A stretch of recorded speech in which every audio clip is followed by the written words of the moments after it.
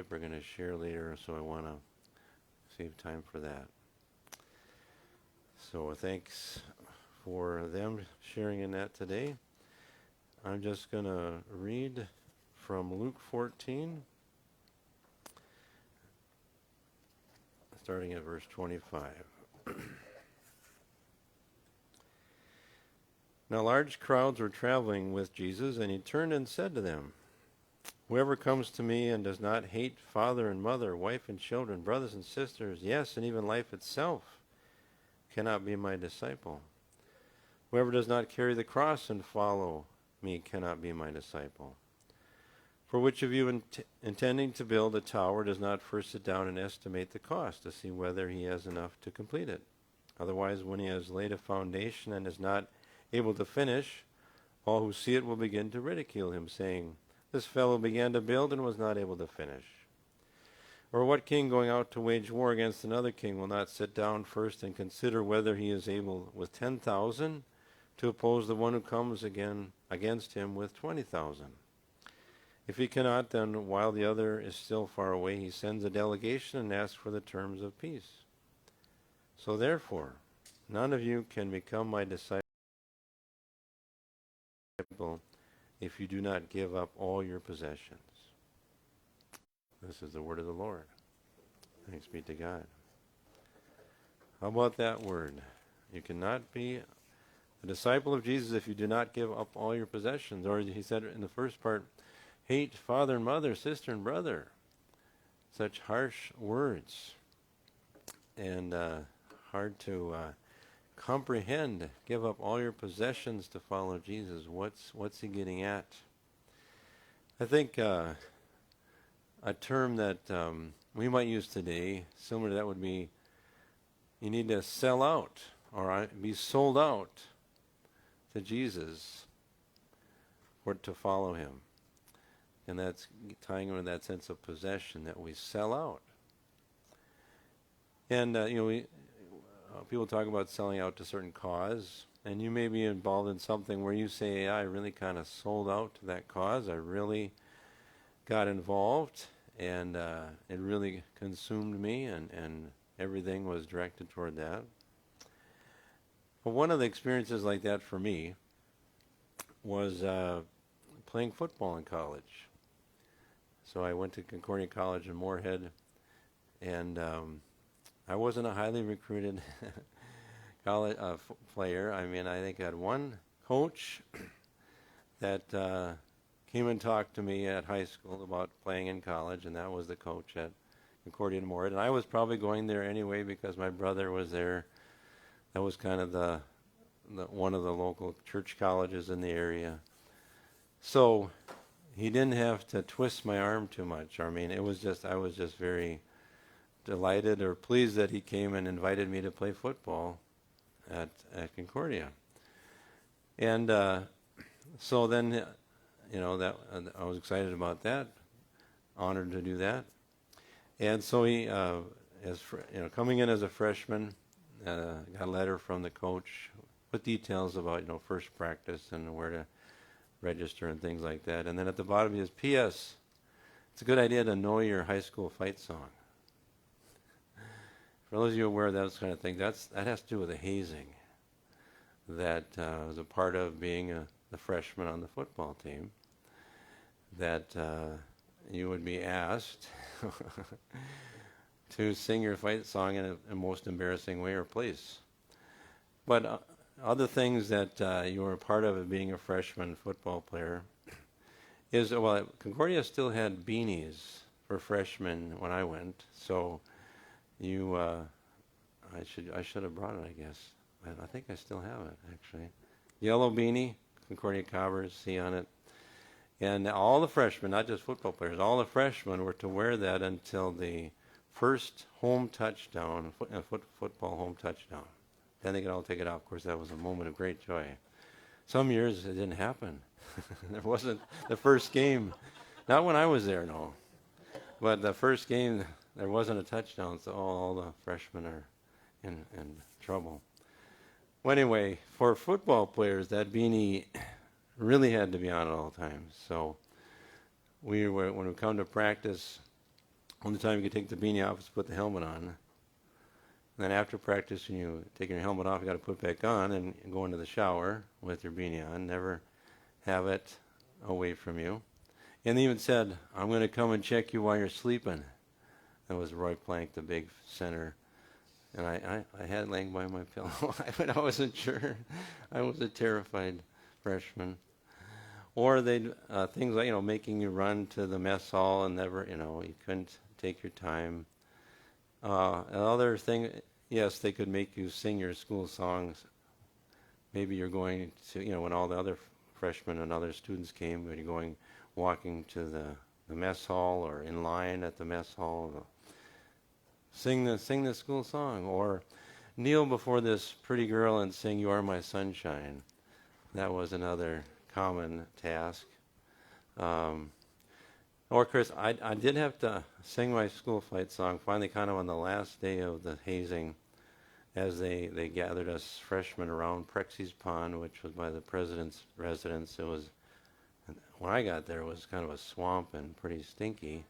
So you didn't want to be pushed into it, but that was the threat, of course. They were going to push you into it. And they called me out, and I sang. My brother had warned me to, you better know the school fight song. So I had learned it well. But my performance was pretty terrible. I was so scared. And then, of course, we were the Warriors, Brainerd Warriors. And so I had to sing it and go, like an Indian and whoop it up. And so I guess it was quite a spectacle. And but we endured, and of course that's not counting the just enduring practice and those normal things. And as a freshman, when I started, we were the scout squad. We would play the opposing offense. I was on offense for the starting defense. So we just get hammered over and over by those bigger and more experienced guys. And so you say, well, why do you want to go through that? The hazing and the work and the ridicule. Well, I was captured. I was sold out, in a sense, to the promise of what it could be like to play for that coach and for that team. That promise, that prospect was greater than the difficulty of being a freshman and so forth. So in a sense, I was sold out. And I think that's what Jesus is getting at when it comes to the cause of Christ, is to realize that he has invited us to be on his team, to be a disciple. We've been adopted into his family, or we surrender our children into his family. And we have the opportunity to surrender to the prospect and promise that he has given us. And so he says, sell out. Sell all your possessions. Give up and join me. The Apostle Paul kind of puts it most dramatically that way in 1 Corinthians 6. Do you not know that your body is a temple of the Holy Spirit within you, which you have from God, and that you are not your own? For you were bought with a price, therefore glorify God in your body. You are not your own. You have been claimed by Christ and to be on his team, to be his disciple. Glorify God with your body, with your whole life, just with your whole life, glorify God. And so that's what it means to give. It's in response, in that understanding that we've been claimed by God and are not our own. And it's a response to that. And so we have, I like to put up these kind of ways to think about the totality of your life, time, talent, treasure, and testimony, how we give in those areas. And we think, in each one you think, time, really, God owns it all. God owns all my time. We speak of this as stewardship, as kind of the classic term for giving. A steward is a manager of somebody else's property. So we understand ourselves, we're not our own, we are Christ's, we are stewards, managers of his life, which is my life, and all that I have within my life and possessions. They're all God's, but he's called me to manage them. And that's managing my time first of all, and realize it's not just God's time on Sunday morning or prayer time, but all my time is God's. How should I manage it? Apostle Paul in Romans 6 put it this way, since this is the case, no longer present your members to sin as instruments of wickedness, but present yourselves to God as those who have been brought from death to life, and present your members to God as instruments of righteousness. So there's an image. Think of yourself as an instrument. Again, you're in the hands of God who's going to use you. You're a tool. He's going to like an instrument, music, great music, or he's going to tool to build great things. That's how we see ourselves. I'm placing myself in the hands of God. Or there's another way Paul puts it. It's from Romans 12. I appeal to you, therefore, brothers and sisters, by the mercies of God, to present your bodies as a living sacrifice, holy and acceptable to God, which is your spiritual worship. So, animal sacrifices, they'd sacrifice animals to prove their devotion to God. So Paul says, use your life and sacrifice it. Give it up for God's purposes. Again, so that Paul said, you've been brought from death to life. How can you sacrifice yourself? Well, in a sense, I've been given a new destiny. I'm a citizen of heaven. You should think of myself as died and risen and a citizen of heaven. So this life, I can use it up. I can waste it. I can give it all away, just like Jesus did. That's the mentality we can have since we've been claimed by God.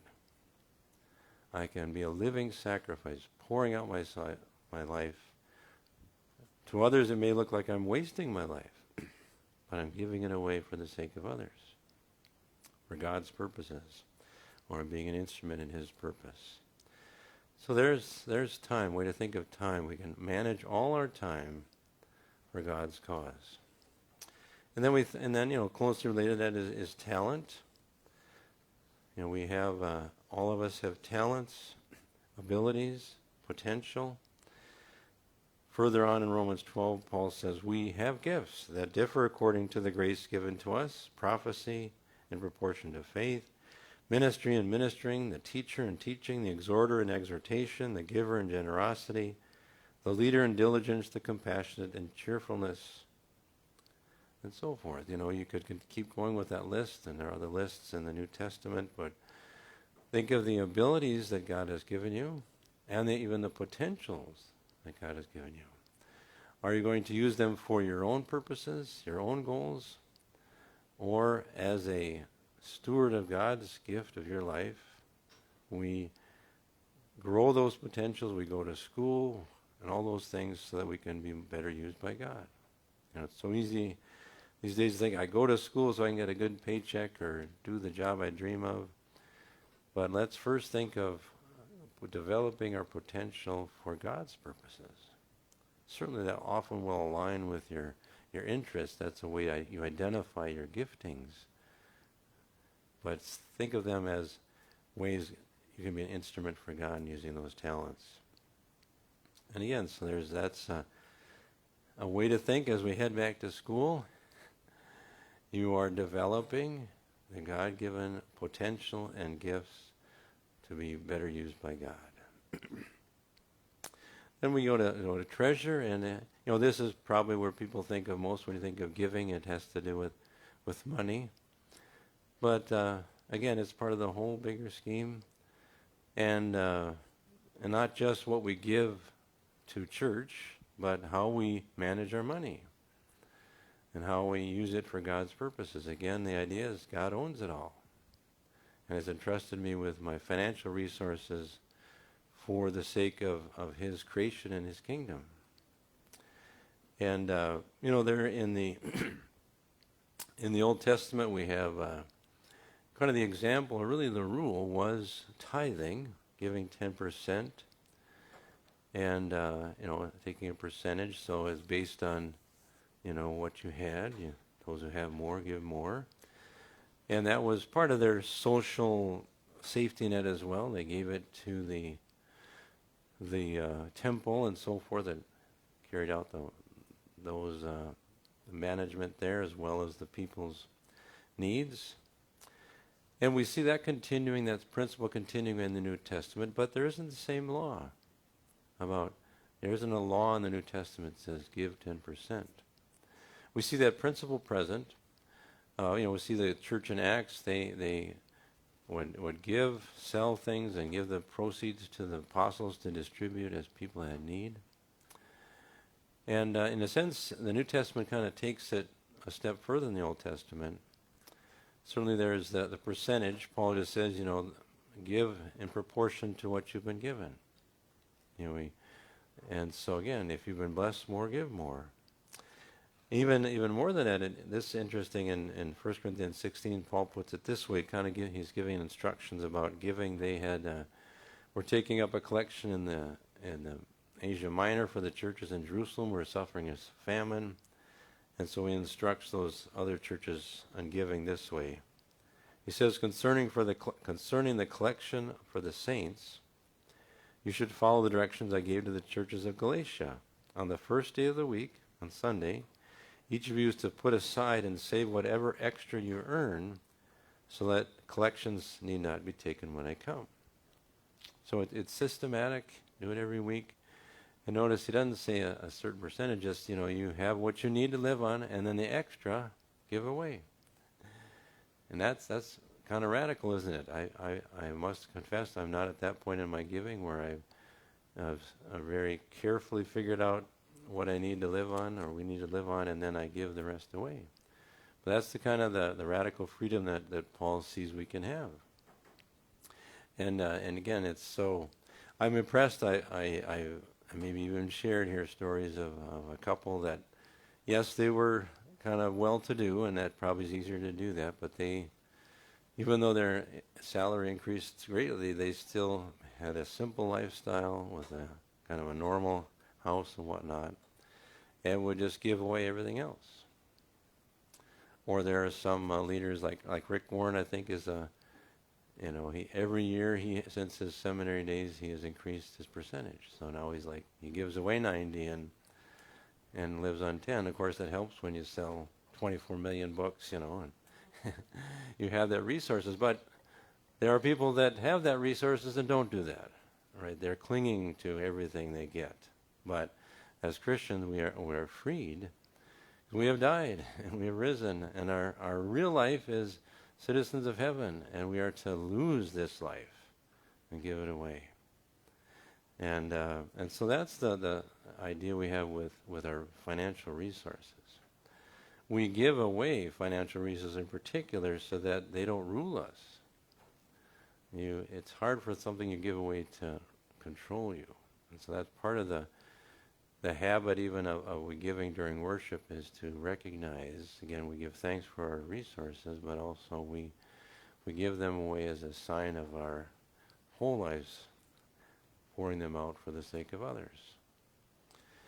And just as an aside, when we kind of focus on giving for the church, and again, our financial resources all to be used for God's glory, not just what we give to church.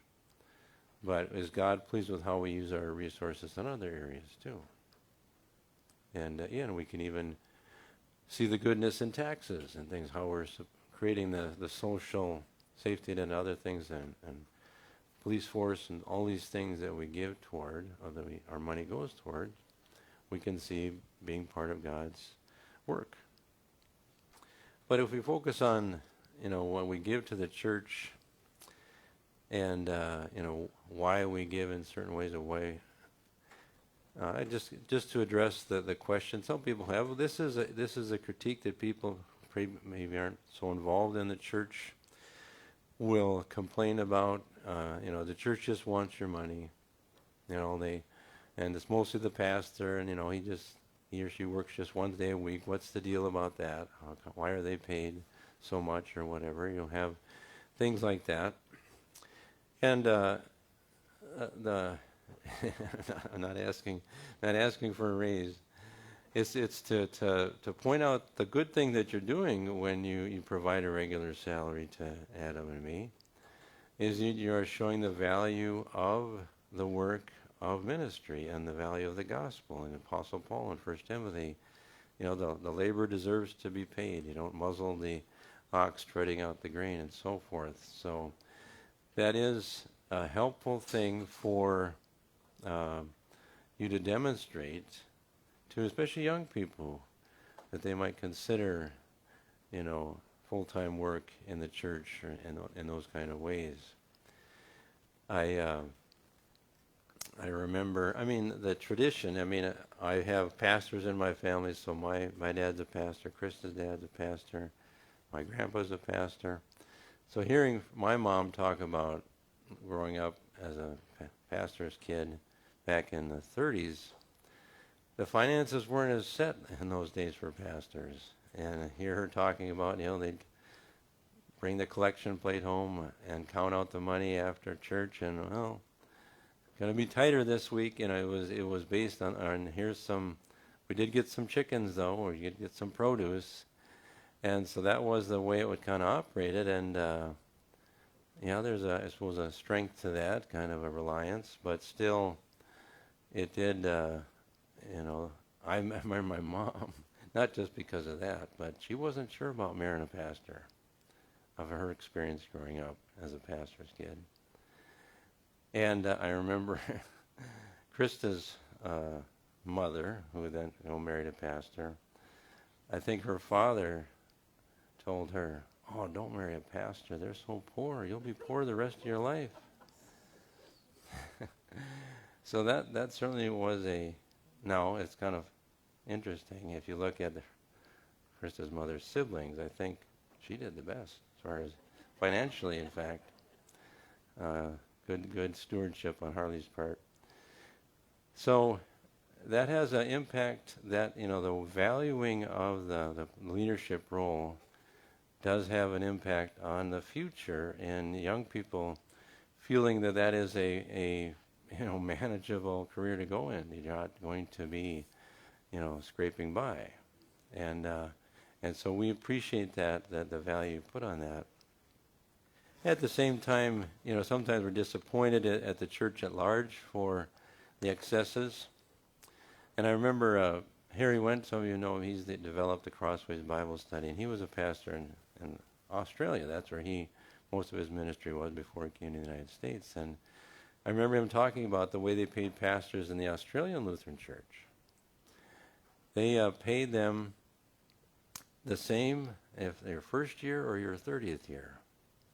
I think every year they maybe had a cost of living increase, but and so he was very disgusted with pastors like in the Twin Cities at these big churches that were making what he thought was just scandalous amounts of money. And so I appreciate what that did. So the new pastors in the Australian church coming into the parish knew that, wow, I'm going to be taken care of. It's a very reasonable, generous salary. And that the very experienced pastor is not in it for the money. No, so it's an interesting way that they dealt with that idea of providing, and yet not letting people get caught up in it. You can argue with that. You want a reward for good work and things like that. But anyway, it shows, and I just to talk about that again, it doesn't you an accounting for the hope that is in you. Yet do it with gentleness and reverence. So we all have a story to tell, especially our story as followers of Jesus. Ceaseless praise, let them flow in ceaseless praise. Take my hands and let them move at the impulse of thy love. Take my feet and let them be swift and beautiful for life, and let it be consecrated, Lord, to thee. Take my moments and my days, let them flow in ceaseless praise. Let them flow in ceaseless praise.